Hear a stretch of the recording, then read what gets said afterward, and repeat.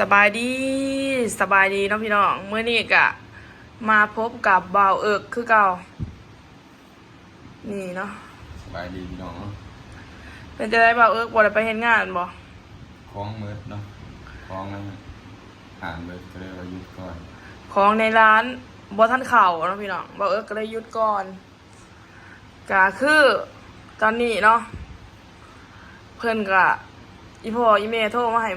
เมื่อบ้านพี่น้องก็คือแบบเมื่อเบาให้มันแดดมันชินเห็นเลยเนาะแต่แต่สิเมื่อเอาเบาให้เมื่อก็เมื่อให้เมื่อก็เมื่อเป็นจะได้เฮ็ดงานเฮ็ดได้อยู่บ่เป็นได้ถ้ามีงานมีเฮ็ดได้อยู่แล้วงาน ถ้ามีงานก็เฮ็ดได้เนาะนี่ก็คือมันนอนเตียงบ่ได้พี่น้องนี่น้องตายนอนเตียงผู้เดียวเนาะแต่ก็ไอ้เอิกนอนพื้นเพราะเพิ่นว่าเจ็บแอวเนาะก็คือแบบเบาเจ็บแอวเนาะพี่น้องเป็นจะได้คะแนนหรอบ่จะมาเจ็บอะไรเนาะขานอนพื้นขานอนแนวนอนนี่สิมันก็เจ็บใช้โทรศัพท์จ้ะเบาก็คือแบบกลุ่มใจแห้งเนาะพี่น้องตอนนี้เพราะว่า เงินเนาะมันบ่หอดเลาะพี่น้องอยากให้น้องตายส่งกันให้เพิ่นนี่เนาะพี่น้องโอ้ยเนาะบอกว่าถ่ายคลิปนี่ก็มันบ่หอดเลาะมันบ่โอนนะบ่เอาสิเอาจะได้ต่อกับชีวิตสิเมื่อวานบ่ได้ว่าสิเฮ็ดงานเชียวจะได้กันแน่เนาะตัดสินใจเฮ็ดงานก็คล้องบ่มีพี่น้องคล้องบ่เข้าเลยคล้องบ่เข้าแต่ว่ามันสิว่าจะได้มาพี่น้องมันหนักตรงตัวบ่อยากให้อ้ายเฮ็ดก็คือแบบถ้าว่าคนสมบูรณ์ถ้าว่าสมบูรณ์ก็คือบ่หนักสำหรับบางคนเนาะแต่ว่าเนี่ยก็คือแบบ300ล่างเนาะพี่น้องมื้อนึง300ล่างยกมักม่วงล่างละ28 27 28โลเนาะน้องกายไปย่อเบิ่งมื้อนั้นก็คือแบบหนักแล้วก็บ่อยากให้อ้าย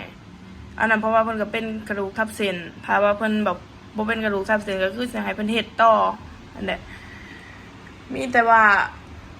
สิเราหางานที่มันแบบว่าเหมาะสมกับเพิ่นเนาะบางคนก็ว่าเลือกงานก็คือบ่ได้เลือกงานเด้อพี่น้องมันก็อยากให้งานที่แบบมันเหมาะสมกับอ้ายนั่นแหละนี่เนาะมันก็บ่ได้ไปเฮ็ดงานว่าก็อยู่แต่ห้องเนาะคลิปคึบก็บ่ได้ไปถ่ายนอนก็นี่นอนยานวดก็นวดเพราะว่ามีอ้ายเพิ่นพามาให้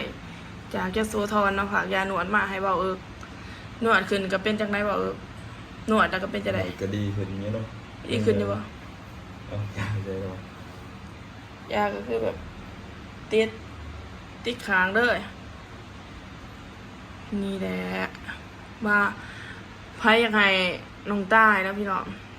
พาเบาไปตัดผมคอมเมนต์มาเด้อ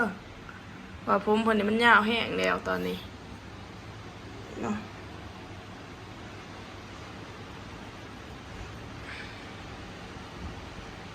นี่เจ้าคืออยากเมื่อว่าอยากดูต่อคือจุดเมื่อเอากันนั้นเนาะอยากเมื่อท้ายหน้าซะอีพ่อบ่หึเมื่อเนี่ยว่าอยู่ผมคนนั้นมีเดียอยู่พอมันเฮ็ดไปก็มันเกิดบ่มีเดียมันเกิดก็มีเนาะบางเทื่อก็บ่มีเวียแล้วโอ้แล้วพี่น้องเพิ่นว่าบางเทื่อก็มีบางเทื่อก็บ่มีแบบมันบ่มั่นคงหั่นนะนี่เลยบ่าวก็นี่แหละกินแล้วบ่ข้าวกินแล้วกินนะได้ยังกินมื้อนี้กินยับยังตำถั่วโอ้เพิ่นกินก็ตำบักทั่วนะพี่น้องมื้อแรกน้องตายก็สิไปเดี๋ยวถ้ารับชมเนาะว่าวันแรกน้องตายสิไปไสแต่ว่าบ่นี่คือบ่ได้ไปเพราะว่าบ่ได้เฮ็ดงานนะพี่น้องบ่มีงบเนาะแต่ว่าน้องตายถามว่าน้องตายมีบ่น้องตายก็บ่มีเพราะว่ามี FC เพิ่นได้โอนให้อ้ายหรือว่าบ่าวนุไปพาไปเที่ยวเนาะน้องตายจังได้ไปเด้อพี่น้องขอบคุณหลายๆเด้อแต่ว่านี่ก็คือสิแบบถ่ายอยู่ห้องเนาะอาการก็เป็นจังได๋เดี๋ยวนี้ move on ได้แล้วบ่ฮะ ยังมุกก่อน มูฟออนคือแบบอกหักมาแบบว่าดีขึ้นนะบ่ เอาดีขึ้นแน่แล้ว ผมก็คือแบบโอ้โหนะบ่พี่น้องผม ตอนนี้น้ำหนักเท่าไหร่ก็ 62โล โอ้น้ำหนักเป็น62แล้วพี่น้องถามว่าหาแฟนหรือว่าหาคู่จิตในเฟอร์นิฟิตป่าวะได้อยู่บ่พี่น้องใครว่าไหลคอมเมนต์มาบอกในอยเด้อตอนนี้มีผู้สาวหรือว่ามีคนคุยแล้วบ่ บ่นั่นน่ะมีเนาะ บ่ทันได้มีอ๋อนะพี่น้องก็คือน้องตายนอนเพิ่นกันนอนพื้นเนาะน้องตายนอนเตียงนี่อ้าวเจ้าอยากฝากบอกอีหยังกับพ่อแม่พี่น้องนี่บ่ก็อยากฝากบอกขอบคุณเนาะขอบคุณในไลน์ที่คอมเมนต์เข้ามาให้กำลังใจนะ อืม ขอบใจขอบคุณในไลน์ ขอบคุณหลายๆเด้อพี่น้องแล้วก็มีอีกคนหนึ่งนะเพิ่นคอมเมนต์มาว่าให้แต่ตบกันหุงมันบ่มีการบักหุงพี่น้องแท้นี่ถ้าว่าสิไปปิดหมั่วสั่วก็ย่านเขาหายเนาะเพราะว่ามันบ่แม่นบ้านเฮาเมืองเฮาก็ได้ว่าบ่มีให้ได้บ่มีบักการหุงต้ม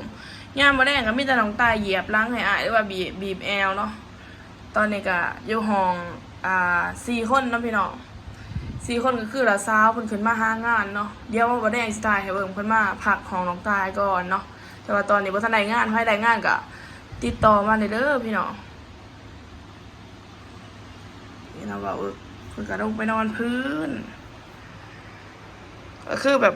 นั่งแบบเงาๆเศร้าๆเนาะว่าก็ได้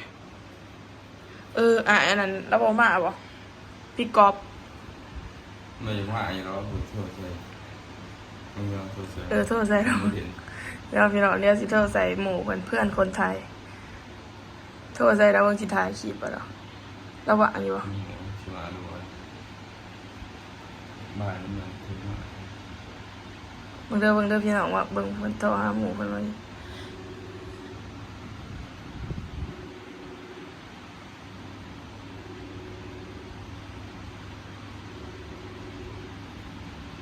ว่าเราเฮ็ดงานบ่จักเราเฮ็ดงานบ้าง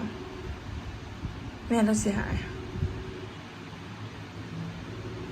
น้องพี่น้องบางอย่างนี่เพิ่นก็โทรหาหมู่เพิ่นแต่ว่าหมู่บ่รับเนาะแต่ละมื้อนี่จะก็ไปไสว่าจะบ่ได้เฮ็ดงาน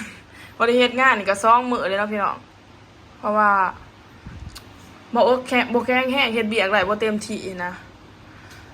น้องตายกายหายมื้อนั้นก็ได้เห็นคนใหม่เขาแทนเพิ่นน่ะเห็นหยังก็ซุมื้อนี่บ่ได้เห็นหยัง มีแต่เฮ็ดคลิปถ่ายคลิปเอา ถ่ายคลิปพี่น้องมีแต่ว่าฝากไปติดตามเพิ่นเด้อบางเทื่อ2เพิ่นอาจสิดังหรือว่าอาจสิปังเนาะ2นี่ก็ชื่อว่าเอามาเบิ่ง2นี่ก็ชื่อว่านี่อาจจะถ่ายคลิปลง2ได้ช่องเบาเรื่องไป น้องพี่น้องบ่าวลาวใต้น้องซื้อ2ก่อนบัด2เท่าไหร่ในใจอยู่2เท่าไหร่ในใจนี่แหละมีแต่ว่าแบบงูๆงิกๆเนาะพี่น้อง นี่ช่องตัวนี้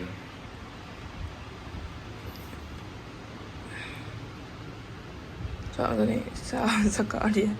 ถ่ายว่า2เนาะนี่แหละมีแต่ว่าฝากติดตามเพิ่นเด้อพี่น้องว่าสิเอาจังไดกับชีวิตเฮ็ดงานหนักก็บ่ได้อีกบางคนก็ว่าขี้เกียจเลือกงานเนาะแต่ว่ามันบ่แม่นความจริงนี่พี่น้องเฮาต้องเอางานที่เหมาะสมนะเฮาเฮ็ดได้เพราะว่าเฮาก็บ่ได้แข็งแรงหรือว่าเพิ่นบ่ได้แข็งแรงมีโรคประจำตัวอยู่เนาะบางคนก็คอมเมนต์ดีบางคนก็คอมเมนต์บ่ดีแต่ว่าบ่ได้สนเนาะพี่น้องอ่านอยู่คอมเมนต์แต่ว่าบ่ได้ตอบโต้บ่ได้หยังปล่อยให้มันเป็นแบบ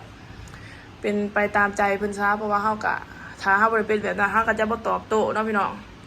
นี่แหละว่าขอบใจขอบคุณหลายๆเด้อที่เข้ามาชมคลิป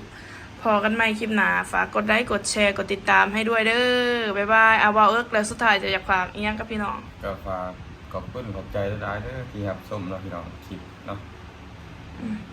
ก็บ่มีหยังหลายเนาะครับพี่น้องเนาะก็สิมีคำนี้เนาะมาเว้าจักหน่อยเนาะ บ๊ายบาย น้องตายเนาะ บ๊ายบา ขอย บคุณหลายๆบ๊ายบายเด้อขอกันไว้